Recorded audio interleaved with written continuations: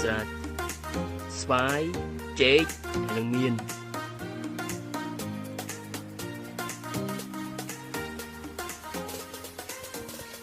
ទុករយៈពេល14ថ្ងៃពីអាទិត្យបានយើងច្រោះ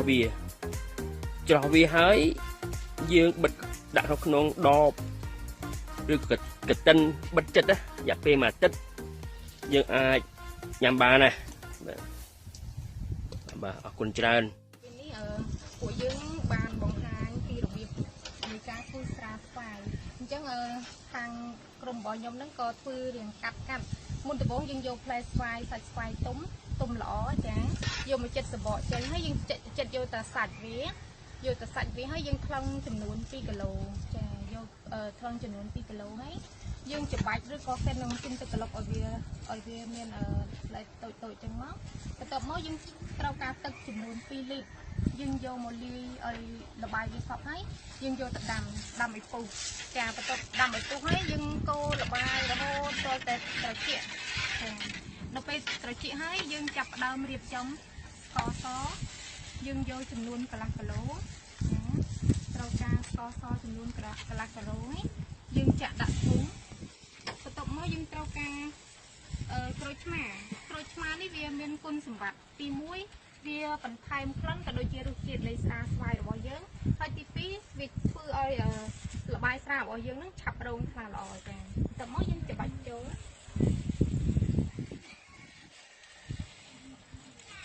ចាបន្ទាប់ពីយើងច្របាច់ចូលហើយយើងអាចចាក់ល្បាយស្វាយរបស់យើងទឹកស្វាយរបស់យើងចូលធុងយើងអាចចាក់ចូល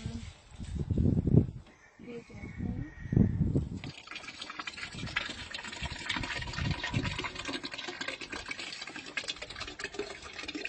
ថតទៅខាងរៀងកង់តិចបាទងាយដល់ពេលយើងចាក់ចូលហើយយើងអាចកូរឲ្យល្បាយសាច់ល្បាយស្មើសាច់រវាងទឹកស្វាយហើយនិងស្ករសយើងកូរវាឲ្យលាយចូលគ្នា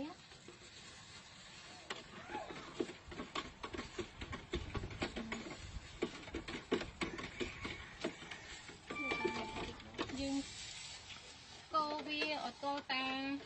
ស្ករសហើយនិងល្បាយទឹកស្វាយរបស់យើងហ្នឹងស្មើគ្នាល្អហើយយើងអាចបិទគម្របបានចា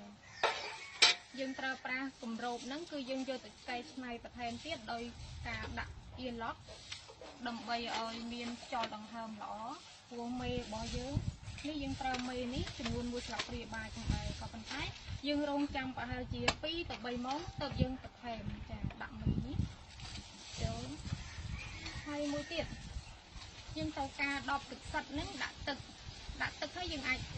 ចាក់ចូលហ្នឹងដើម្បីឲ្យអាចលដង្ហើមល្អវាមានជាតិសំណើមជាតិអីទៅអាយីរបស់យើងហ្នឹងដកដង្ហើមហើយវាមានជីវិតជីវ៉ានៅក្នុងហ្នឹងហើយវាស៊ីអាសារធាតុចិញ្ចឹមក៏ដូចជាស្ករបំលែងទៅជាអាកុលទៅនឹងវិធីសាស្ត្រធ្វើស្រាស្វាយមានតែប៉ុណ្ណឹងប៉ុន្តែយើងតាមដានរយៈពេល2អាទិត្យទៀតដើម្បីឲ្យការបន្ទុំរបស់យើងហ្នឹងបានទទួលបានជាតិអាកុលចា៎មានតែប៉ុណ្ណឹង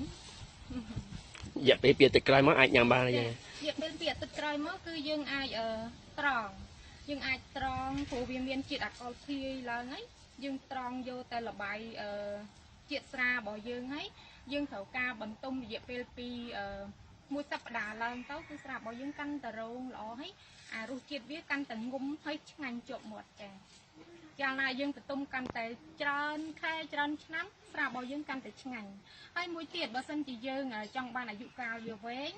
យើងត្រូវការធ្វើប៉ាស្ទ័រទៅលើស្វាយដើម្បីយើងបង្អាក់សកម្មភាពយីសមួយចំនួនក៏ដូចជា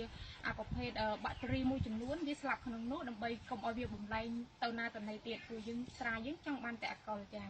អញ្ចឹងកាលណាដែលយើងធ្វើប៉ាស្ទ័រនឹងហើយគឺ